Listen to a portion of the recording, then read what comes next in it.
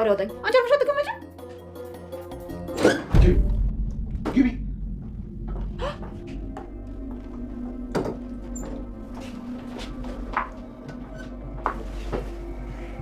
ባላ አንቺንም አመጣሽ። አለቃ እባክህ ሁሉንም ነገር እነግርሃለሁ፣ ምንም እንዳታደርገኝ። እኔም እነግርሃለሁ። በአጠቃላይ ሁሉንም ነገር ነው የምነግርህ። ስለዚህ ልቀቀኝ። ትናንት ምን ብዬሽ ነበር? አላዳመጥሽም። የኔ ናታ ምንድን ነው? ምን ሆነ ነው? አሞነ? የኔ ናታ እየቀለድክ ከሆነ እረፍ። እያስጨነቀኝ እኮ ነው። ሰው እንዴት አበባ ይዘህ መጥቶ ዝም ብሎ ጸጥ ይላል? ምንም አልሆንኩም። ተይኝ። ኧረ እባክህ አትጃጃል እሺ። ይልቅ ቀፈኝ። በጣም ነበር የናፈከኝ። ተይኝ አልኩሽ ሴፉ። እሺ ይሆንልሽ። ምን ሆነሻል?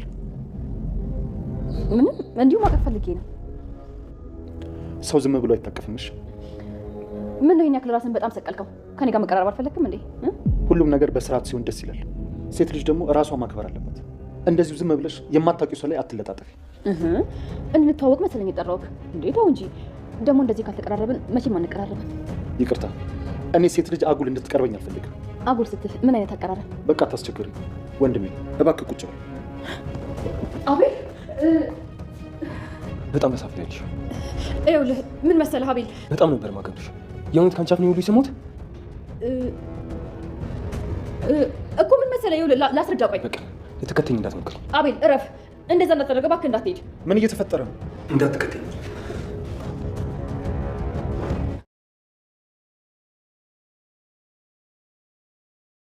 ኤፉና ቃል ደስ የሚል ጊዜ ያሳለፉ። ናታንም ይሄንን በተመለከተ ጊዜ እጅግ በጣም አዝኖና ተከፍቶ ተመልሶ ወደ ገኒ ቤት ሄዷል። ገኒ ግን በሄደበት ልጅን መልሰህ አምጣልኝ፣ የሰው ልጅ ማሳሰር እንዲቀላል ነው ወይ? ልጅን ከቤት እንደወሰድክ ወደ ቤቱ መለስ ብለዋለች። ቃል ፂን በአቤል ፊት አዋረዳት። ወይ ቅሌቷ! ሴት አዋረጅ ሲላት ቃል ላይ ስትለጣጠፍ፣ ሴት ልጅ ስትለጣጠፍ ደስ አይለኝም ብሏታል። አቤልም በዚህ ሁኔታ ተናዶ አከብርሽ ነበር፣ ዛሬ ግን ካከበርኩሽ በታች ወርደሽ ቀለሽ ተገኘሽ ብሎ ጥሏት ሄዷል። ቃል አንዴ በአንድ ሉሊትንና ግብረ አበሮቹን እያመጣ አንድ ክፍል እያጎራቸው ነው። ሀይሚ አሁን ልንገርህ ብላው ነበር፣ ግን ደግሞ ሀይሚ ልንገርህ ስትል ሀይሚ ልንገርህ የተፈጠረውን ሁሉ በሙሉ እኔ እናገራለሁ፣ ብቻ ግን ምንም ነገር እንዳታረገኝ ብላ ነበር። በዚህን ጊዜ እንግዲህ ያኔትም እኔ እናገራለሁ ብትልም ቃል ግን ለሁሉም ነገር ረፍዷል። ድሮ ነበር አንቺንም አምኜሽ ነበር። አንቺ በልጁ ላይ ስጨክኝ ያኔ ነበር ማሰብ የነበረብሽ። ልጁን በራሴ መንገድ ያገኘዋለሁ፣ ምንም አጋዥ አያስፈልገኝም እና ግን ደግሞ እናንተ እዚሁ አንድ በአንድ ታልቃላችሁ ብሎ አንድ ክፍል አጎሯቸው ሄዷል። ሉሊትንና ሀይሚን ያኔት መጫወቻ አድርጋቸዋለች። እነሱ ሀገር ሰላም ብለው በተኙበት በሀይሚ ሻርፓ ስራቸው አያይዛቸዋለች። ሲነቁ ምን ሊፈጠር ነው? ሰላም ሰላም! ውድና የተወደዳችሁ ውድ ቤተሰቦች እንደምን አላችሁ? በያላችሁበት የዓለም ዳርቻ ሰላማችሁ ብዝት ተተረፍ ይበል እያልን በአዲስ መጥተናል። በቅንነት ላይክ፣ ሼር፣ ሰብስክራይብ አድርጉን። በባለፈው ክፍል እንዴት ተመለከት ነው እንግዲህ ኤፉና ፂ ተመካክረው መላ ብለው የዘየዱትን መፍትሄ ያሉትን ምርጫ መርጠዋል። እናም ኤፉ እስከዛሬ ድረስ ለምንድን ነው የምትከታተለኝ? የላከህ ማን ነው እያለች ስታሳድደው የነበረውን ቃል ቤቷ ድረስ ጋብዘዋለች። በእርግጥ ቃልን እክስሃለሁ ካልሽ ቤትሽ ጋብዥኝ ብሏት ነበር። እሷም እንግዲህ ቃሏን ጠብቃ በዛውም ደግሞ ናታንን ለማስቀናት የፈለገች ትመስላለች። እናም ቤት ድረስ ናት ብሎ በተማለው መሰረት ቃሉን ጠብቆ ቤቷ በቀጠሮ ተገኝቷል። እናም እንግዲህ ዛሬም ከተባረፍኩ ብሎ ቆሞ ለረጅም ሰዓት ሲጠብቅ ነበር። አይ ዛሬ እንኳን ለፍቅር እንጂ ለጸብ ስላልጠራሁ ተቀመጥ ተብሎ እንዲቀመጥ ተፈቅዶለት ነበር። እናም እንግዲህ ኤፉ ከናታን ጋር እንኳን ስቃ የማታውቀውን ሳቅ የናታን ጨረቃ ስትስቅና ስትዝናና ውላለች። ግን ደግሞ ናታንን ሚስቱን ሰርፕራይዝ ሊያደርግ አበባውን ገዝቶ ወደ ቤቱ ሲመለስ ያልጠበቀው ነገር ገጥሞታል። አይ ናታን ድሮውኑ ሲፈራው የነበረው ቃል አሁን ሰተት ብሎ ቤቱ ቁጭ ብሎ ከሚስቱ ጋር እየተሳሳቁ ድምጻቸው ከፍ ብሎ ኤፉም ደስተኛ ሆነ ክክ ስትል ነበር የደረሰው።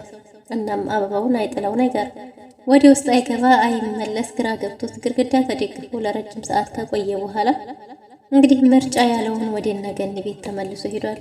እነገኒ ቤት በሄደ ጊዜ ለእኔ ነው እንደ ወንድም ያበባው ብላ አበባውን ልትነካ ብትል ምንድነው ላገኙት ነገር መልከስከሳት እንጂ ይሄ አንቺ አይደለም ብሏታል።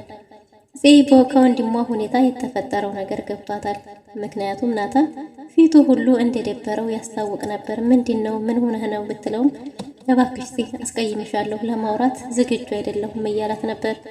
እባክህ ወንድሜ ምን ሆነህ ነው? ምንድነው እንደዚህ የገጠመ? እንዲህ እንድትሆንማ አልፈልግም እያለች ልታናግረው ፈልጋ ነበር። እሱም ምንም ነገር ብትለው ሊያስደስተውና ሊያዝናናው እንደማይችል በጣም እንደደበረው እየነገራት ነበር።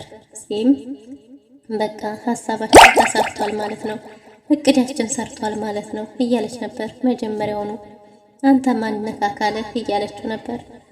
እናም እንግዲህ እዚህ ወንድሟን ለማዝናናት የተሻላትን ያህል ብጥርም ግን ደግሞ ናታን በጣም ደብሮት ስለነበረ ሊያናግራት ራሱ ፈቃደኛ አይደለም። እኔ ላርፍ ፈልጌ ነው የመጣሁት አጨቅጭቅኝ ከማለት ውጪ ሌላ ምንም ምላሽ አልሰጣትም ማለት ነው። በሌላ በኩል እንግዲህ ገኒ መታ ወደ ላይ ውጪ ናታንን ላናግረው ፈልጋለሁ ብላ ነበር። ናታን ይቅርታ ገኒዬ፣ ዛሬ ምንም ነገር ለመናገር ዝግጁ አይደለሁም፣ የመናገር ሙድ ላይ አይደለሁም ብሏት ነበር። ገኒ ብላ ስታንተን ስትላት ተነስታ ሄዳለች። አንተ የሰው ልጅ ከቤቱ ወስደህ ካሳሰርክ በኋላ አላናግርም ማለት ምን ማለት ነው እያለችው ነበር። እባክሽ ገኒዬ ዛሬ ጥሩ ስሜት ላይ ስላልሆንኩ ላስቀይምሽ አልፈልግም፣ የመናገር ሙድ ላይም አይደለሁም እባክሽ ብሏት ነበር። ልጅን ከቤቱ ሰተት አድርገህ እስከወሰድክ ድረስ ልጅን ቤቱ መልስልኝ ብለው ነበር።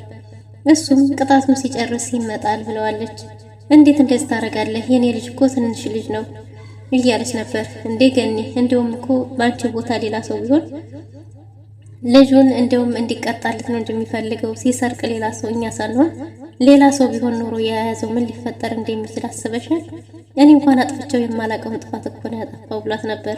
አንተማ ትልቅ ሰው ነው ታመዛዝናለህ። የኔ ልጅ ግን አንድ ልጄ አይኔ ማረፊያዬ እና ልጅም ስለሆነ ነው ምንም አያውቅም። ብቻ ልጄን ቤቱ አምጣ ብለዋለች። ናታንም እንግዲህ እኔ ላስቀይምሽ አልፈልግም፣ ግዴታ ግን ሳልነግርሽ የማላልፈው ነገር እኔ በዚህ ልክ አንቺን ጠብቄሽ አላውቅም ነበር። እንደውም ደጋረ ክሳይ ታያለሽ ብዬ ነበር የጠበቅኩት። እንዴት እንደዚህ ታረጊያለሽ ብሎ ተናግሯታል። ገኒ ምንም በል ምንም አይመለከተኝም፣ ብቻ ግን ልጄን ከቤቱ እንደወሰድክ ቤቱ አምጣ እያለችው ነው። ናታንም በቃ ሊሄድ ቢላትም እንዲሄድም እድል አልሰጠችውም። ገኒ ቶሎ ነበር የምትናገረው። አንተማ ከእህትህ ጋር ቁጭ ብለህ እዚህ ትወያያለህ፣ የኔ ልጅ ከቤቱ አውጥተህ ጥለህ እያለችው ነበር። እናም እንግዲህ በቃ ሊሄድ ባለ ጊዜ እናንተማ በእህትህ ጋር ተወያዩበት፣ እኔ ወጥቼ ልሄድላችሁ እንጂ ብላ ተመልሳ ከፊቱ ሄዳለች። ናታንም በቃ ሊሄድ ብሎ ወደ ቤት ተመልሷል። ወደ ቤት በተመለሰ ጊዜ እሰራልሻለሁ እያለ ነበር ኤፉን። ናታን በቀል ያሰበ ይመስላል። እናም እንግዲህ የያዘውን አበባ ጠረጴዛ ላይ ጥሎት ተጋድሞ ነበር። እንቅልፍ ሳይወስደው እንዴተኛ ሰው ሆኖ ነበር። ኤፉም የኔ ናታንዬ አበባ ይዘህልኝ መተህ ነው ብላ አበባ ካሸተተች በኋላ እንዴ አበባ አምጥቶ ጥሎ እንደዚህ ሆኖ ተዘራክቶ መተኛት ምንድን ነው እያለች ነበር። ግን ደግሞ ናታን ተይኝ ብሏታል። ተይኝ፣ እያስመሰሉ መኖር ደክሞኛል ብሏል። እንዴ ምን አስመሰልኩ? ምንድነው ያጠፋው? ጥፋቴ ምንድነው ብትለም እኔ ነኝ የማስመስለው ስትለው አይ እኔ ከነፍሴ ጋር እያስመሰሉ መኖር ደክሞኛል ተይኝ እያላት ነው። ኤፉም ደግሞ እውነታውን እስካልነገርከኝ ድረስ አልተውህም ብላለች። ናታንም እንግዲህ ምንም የሚነግራት እውነት እንደሌለና ከነፍሱ ጋር እየታገለ እያስመሰሉ መኖር እንደደከመው ነግሯታል ማለት ነው። ኤፉም እንግዲህ ካልነገርከኝማ ብላ አኩርፋለች። ናታንም ለኤፉ ያለው ስሜት እንግዲህ በቅናት እየወረደ ይሁን እየጨመረ አለየለትም። ቤቱ በነገር ተሞልቷል ማለት ነው። ያለ ጨረቃው የሚሳሳላት ለልዑሉ የምትሳሳው ኤፉ ቤታቸው ነገር ብሎታል። በእርግጥ ቃልም የሚፈልገው የእነሱን መለያየት ነው። ግን ደግሞ ኤፉን ከቃል ጋር እጅግ በጣም ደስተኛ ነበረች። ትንሽ ማሽቃበጥ አብዝታለች። እንግዲህ በሌላ በኩል ቃል ተደውሎለት ቶሎ ብሎ ከኤፉ ጋር በወጣ ጊዜ ሃይሚን እዚህ ቦታ ታይታለች አሉ ሰዎቹ ስለጠቆሙ ታጊቷት ነበር። እና ሃይሚን እንግዲህ ወስዶ ከነ ወይዘሮ ሉሊት ጋር አክሯታል ማለት ነው። ወይዘሮ ሉሊት ያኔትን ምንም ነገር እንዳትናገር ከዚህ እንደምንም ብላ እንደምትወጣ እየነገረቻት ነበር። በያ መውጫ መንገዱን ንገሪኝ፣ አሁን እኮ አንቺም እኔም ተመሳሳይ ነን፣ በልዩነታችንን አንድ ነገር ንገሪኝ እያለቻት ነበር። ሉሊትም እኔ ከዚህ ወጣ ሁለት ምን እንደማረግ አታውቂም እያለች እየፎከረች ነው። ያኔት እስቲ ንገሪኝ፣ ምንድነው የምትሰሪው? ምን ታረጊያለሽ? እያለቻት ነበር። ወይዘሮ ሉሊትም ተስፋ ላለመቁረጥ እንግዲህ ሚስጥሩን እንዳለ እንዲይዙ አሁንም እዚህ ቦታ ነው ብለው ስለ ልጁ እንዳይናገሩ የምትፈልግ ትመስላለች። ግን ደግሞ ያኔት እዚህ ወንጀል ውስጥ ያስገባሽኝ አንቺ እስከሆንሽ ድረስ ከዚህም መውጫ መንገድ መፈለግ አለብሽ፣ ግዴታ ከዚህ ከአንድ ክፍል ውስጥ ታስወጭኛለሽ እያለቻት ነው። ያኔት ከሁላቸውም የበለጠች ኃይለኛ ትመስላለች። ቃል ደግሞ ከሁላቸውም የበለጠ የሚያደርገውን ጠንቅቆ የሚያውቅ ነው እና ሀይሚንም እዛው ቤት አጉሯታል። እዛው ወስዶ ሲወረውራት እንግዲህ ሀይሚ በጣም ተደናግጣለች። እሰይ እዚሁ መጣሽ፣ አንቺም እንዴት መጣሽ ብላ ወይዘሮ ሉሊት ሀይሚው መያዟ በጣም ተደናግጣለች። ሀይሚም እንግዲህ እባክህ እኔ እናገራለሁ፣ እኔ ሁሉንም ነገር እናገራለሁ፣ የኔ ልጅ ምንም እንዳታረገኝ እያለች ነበር። እሱም ደግሞ ያኔትም እኔም እናገራለሁ ባለች ጊዜ አሁንም አረፍዷል፣ እድል አንድ ጊዜ ነው። ስለዚህ ልጁን በማገኝበት መንገድ ያገኘዋለሁ። በተለይ አንቺ አምኜሽ ነበር፣ ያኔ በልጁ ላይ ስጨክኝ ነበር የማሰብ የነበረብሽ። ልጁን እኔ በማገኝበት መንገድ ያገኘዋለሁ፣ እናንተ ግን ብሎ ዘግቶ ሄዷል። ያኔት ለሀይሚ አንዳንድ ነገሮችን እያለቻት ነው። አንቺ ለምንድን ነው በነፃነት ማን ተንቀሳቀሽብሽ ነው የወጣሽው? ሌላስ ማን ተያዘ ኢንፎርሜሽን ከሰማሽ እያለቻት ነበር። ያኔትም እንግዲህ ሀይሚም ገንዘቤን ክፈኝ፣ ገንዘቤን ሳትከፍኝ እዚህ ደረጃ ያደረሰሽኝ አንቺ ነሽ፣ እዚህ ችግር ውስጥ የከተትሽኝም አንቺ ነሽ፣ ከዚህ ወጣሁም አልወጣሁም ገንዘቤን ክፈኝ እያለቻት ነው። ግን ደግሞ ያኔት እንዴ የምትከፍልሽ መስሎሽ ነው? በጭራሽ አትከፍልሽም፣ አንቺን እኮ ጭራሽ ልታስገድልሽ ነበር የሚል ትዕዛዝ የምትሰጥ ትመስላለች። እና ድሮውኑ አንቺ ከርተሽ ነው እንጂ እያለች ያኔት እሷ ባለችው መንገድ ልትወስድ ያፈልጋ ሀይሚን ቢት ስላለቻት ለነገሩ ስራሽ ነው ገንዘብ የምትከፍልሽ መስሎሽ ነው ብላ እንደውም እኮ አንቺን ስትል እኔን ምን እያለች ነበር። ግን ደግሞ ሉሊት ያኔትን ስትቆጣት ያኔት ከዚህ ስንወጣ ነግርሻለሁ፣ የምትከፍልሽ መስሎሽ አትከፍልሽም፣ ምንም ነው የማትከፍለው ብላለች። ሀይሚ ግን እዚህ ችግር ውስጥ ገብቼማ ወጣንም አልወጣንም ገንዘቤን ታመጫለሽ እያሉ ይዘዋታል። ወይዘሮ ሉሊት ሀይሚ እናገራለሁ ባለች ጊዜ እጅግ በጣም ተደናግጣለች። ምክንያቱም ሚስጥሯ ሊወጣ እንደሆነ ስታውቅ፣ በዛ ላይ ደግሞ ቃል ሁሉንም ነገር አሁን ጠንቅቆ አውቋል። ልጁንም ቢሆን የሚያገኝበት ጊዜ ቅርብ ነው። ምክንያቱም ሁላቸውንም እርምጃቸውን አንድ በአንድ ያወቀባቸው ይመስላል። ናታን ለቃል ያለው ጥላቻ የበለጠ ጨምሯል። ናታን ድሮ ከመጀመሪያውንም እሱ ጋር እንደነበረች ተከታትሏት ስለነበረ አሁን ደግሞ ጭራሽ ቤት ውስጥም ስላያት እንግዲህ ያለው ነገር ለቃል ያለው ነገር ጥላቸው ይፋ ሆኗል ማለት ነው። በሌላ በኩል ወይዘሮ ሉሊት ሰው እንዳገተችና ህፃን እንዳገተች የሆነ የምትሰራው ስራ እንዳለ ለናታን ነግራው ነበር። ናታን አልገባውም። ወንድሜ በዚህ ሁኔታ ላይ እንድትወል ልንገርህ ብላ ነበር የነገረችው። እና ልጅ አግታለች ባለችው ጊዜ ማውቃለሁ ብሏት ነበር። ህፃን ነው አይደል ቢልም አይ እንደሱ ሳይሆን የሆነች ልጅ አግታለች፣ ልጅቷ ደግሞ ስልኬን አግኝታ ደውላልኝ ነበር፣ አግኝቻታለሁ፣ እስከማጣራ ድረስ ነው የሆነ ነገር እንዳላት አውቃለሁ እያላት ነበር። እዚህም እንግዲህ የምትሰራውን ስራ ጠንቅቅ ለማወቅ ጉጉቷ ጨምሯል። እናም እንግዲህ ቃል እንደውላለት ቀጠሮ አስይዛለች። ቃልን እንገናኝ ብላ ደውላለት ነበር። ነገ ደውልልሻለሁ ብለህ ለምን አልደወልክም ብላ በጠየቀችውን ጊዜ ቃልም ለሴት የመደወል ልምድ እንደሌለው ነግሯታል። እና ታዲያ እኔ ስለደወልኩ አሁን ኮራ እያለችው ነበር። ቃልም ለምን ፈልገሽ ነው ስላት አሁን እንገናኝ ብለው ነበር። እንዴ በዚህ ሰዓት እንገናኝ ይባላል እንዴ እያላት ነበር። እሺና ምን ችግር አለው ብትለውም አሁን ስራ እንደሆነና ቢዚ እንደሆነ ነግሯታል። ግን ደግሞ ከሰዓት አካባቢ እንገናኝ እደውላለሁ ብለው ነበር። እሺ ብሏት እና ከተመቸህ ቤት ጋብዣለሁ ቤት ና ቶሎ ብለው ነበር። ይህንን ጊዜ በስልክ ስታወራ አቤልም ቤት መጥቶ ሁሉንም ነገር አዳምጧት ነበር የተመለሰው። ከወንድ ጋር እንደሆነ የምታወራው ሲያውቅ ሊመለስ ሲል አይተዋለች። እናም እንዴ የት ልትሄድ ነው ና ብላ ይቅርታ ጠይቀው ታረቀው ከታረቁ በኋላ እሱ ላይ ጋዴም ብላክ እንደነበረ ላው ላይ ገኒ መታለች። ገኒ መታ አቤልን ሰላም ካለች በኋላ የኔን አቤል የዲያጊን አይተዋል ብለው ነበር። ዲያጊን ሂጄ ነበር ብሏል። አንተ ጓደኛው ስለሆን ካንተ ምን የሚደብቅህ ነገር የለምና እንደው ልጄ ምን አለ ብላ ስታጣራም አቤልም ለኔ እኮ ምንም ነገር አይነግረኝም ብሏታል። በዚህን ጊዜ ገኒ እንዴ አንተማ ጓደኛው ናት ለአንተ ምንም ነገር አይደብቅም እያለችው ነበር። እሱም ምንም ነገር እንደማይነግረው ሲነግራት አሁንማ አንተም እኮ ተወተወት አድርገዋል ውሎና ዳርህ ከሌላ ሰው ጋር ሆኗል እያለች ነው ገኒ። ገኒ ፂን በየስበብ አስባቡ አሽሙር መናገር ጀምራለች። ፂም አሁንስ ገኒ በዛ፣ ከዚህ በኋላ ግን የማታርፊ ከሆነ ሰይጣን ነው መሆንብሽ እያለቻት ነው። እስከ ዛሬ ድረስ በየነገሩ መሀል የምታስገብኝ ለምንድን ነው? ምንድነው የበደልኩሽ? አረኩሽ ምንድን ነው ብላለች። እንዴ አንቺ ብቻ ነሽ እንዴ ሰው ባለቻት ጊዜ ለምትናገሪ ሁሉ ለኔ እንደሆነ አውቃለሁ እያለች ነው።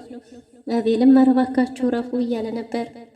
ግን ደግሞ ከዚህ በኋላ እኔ አውሬ ነው የምቀየርብሽ ስትላት አሁንስ ምንድነሽ ባለቻት ጊዜ ከገኒ ጋር ላለመመላለስ በቃ አቤል እንውጣ ብላ ወጥተዋል። ከቤት በወጡ ጊዜ አቤል ስልኩን ረስቶ ነበር ሄደው። ገኒ የሉሊት መጥፋት አሳስቧታል። ገኒ ይህች እብድ እኮ ከቤት ስትጠፋ ቤቱን ጭር አደረገችው፣ የት ይሆን ያለችው እያለች ነው። ባለሽበት ይጠብቅሽ እያለች ለሉሊትም መጸለይ ጀምራለች። ቃልን በተቀጠረው የቀጠሮ ሰዓቱ ሰተት ብሎ ቤት መጥቷል። ቃል ቤት በመጣ ጊዜ እንግዲህ ቀደም ብላ ስትገባ የአቤልን ስልክ አግኝታው ነበር። ወይ አቤል ስልኩን ረስቶ ሄዷል ብላ ስልኩን እንደያዘች ቃል መጥቷል። ቃልም ሲመጣ እንደተጋበዘ ቤት ውስጥ አረፍ ባለበት መተሻሸትና መደጋገፍ ጀምራለች። ይህም ማድረግ የፈለገችው ከቃል የሆነ መረጃም ፈልጋ ነው። በደንብ ላቅህ ፈልጋለሁ፣ መታወቅ አለብን፣ እንድንቀራረብ ፈልጋለሁ፣ ተዋውቀናል ስትልም እሱም ገና ትናንት ባየሽኝ ሰው ዛሬ እንዴት ነው እንደዛ የምትይኝ? ሴት ልጅ ክብሯን ስጠብቅ እንጂ እንደዚህ ስትሆን ደስ አይለኝም ብሏታል። እንዴት ነው ደስ የሚልህ እያለች ስትለጣጠፍበት፣ እንዴ አንቺ ክብርሽን ጠብቂ፣ ምንድን ነው ሴት ሆኖ መለጣጠፍ? እማታውቂው ለወንድ ላይ እንዴት ትለጣጠፍ ያለሽ? ስርዓት ይኑርሽ እያለ ቃል ሲናገራት አቤል ቆሞ ሁሉንም ነገር እየሰማ ነው። ምን ችግር አለው ታዲያ ብንቀራረብ? አንተ እንዴት ነው የምትወደው እያለች ስትተሻሸው እንግዲህ አቤል ሁሉንም ነገር በአይኖቹ ተመልክቷል። አቤል እጅግ በጣም ተናዷል። ቃልም ቀጥ ሲል አይቶ ስለነበረ ና ወንድሜ አረፍ በል ብሎታል። ቀጥ ስትልም አቤል ነበር ወይ አቤልዬ ምናምን ብላ ስትነሳ አቤልም አክብሬሽ ነበር፣ በጣም አክብሬሽ ነበር፣ ግን አሁን ከሰጠውሽ ቦታ ላይ ወርደሻል ብሎ አቃሏት ጥሏት ሄዷል። ቃልም ምን እየተፈጠረ ነው ብሎ ተነስቶ ወደ ቤቱ ሄዷል። ውድና የተወደዳችሁ ለዛሬ ነበረን ቆይታ ይመስል ነበር። በቀጣይ እስከምንገናኝ መልካም ጊዜ